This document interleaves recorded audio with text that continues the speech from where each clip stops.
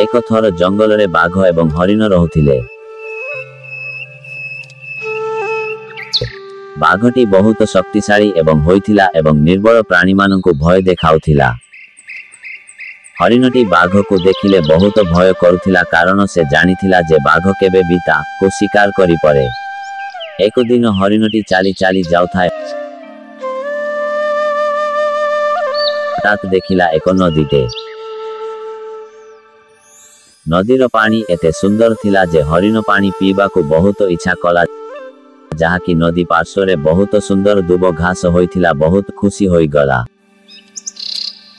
ସେ ପାଣି ପିଇବାକୁ ବହୁତ ଇଚ୍ଛା କଲା। ହରିଣ ନଦୀ କୂଳକୁ ଗଲା ଏବଂ ମନ ଭରି କରି ପାଣି ପିଇବାକୁ ଲାଗିଲା। ହଠାତ୍ ବାଘଟିର ନଜର ହରିଣ ଉପରେ ପଡ଼ିଲା। ବାଘ ମନେ ମନେ ଭାବିଲା, ଆରେ ବା, ଆଜି ମୁଁ ସୁନ୍ଦର ଭୋଜନ ମୋର ହେବ।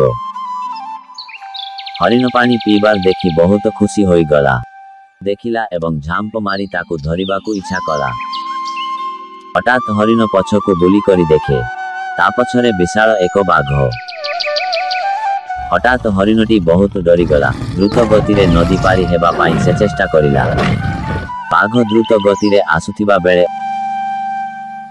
ଅଚାନକ ନଦୀ ପାଖରେ ଥିବା ବଡ଼ ପଥରରେ ତା ପାଦ ଘଷିଲା ଏବଂ ସେ ମାଟିରେ ପଡ଼ିଗଲା। ଏହା ଦେଖି ହରିଣ ଚାଲାକ ଦେଖାଇ ଶୀଘ୍ର ନଦୀ ଅତିକ୍ରମ କଲା ଏବଂ ଦୂରକୁ ଚାଲିଗଲା।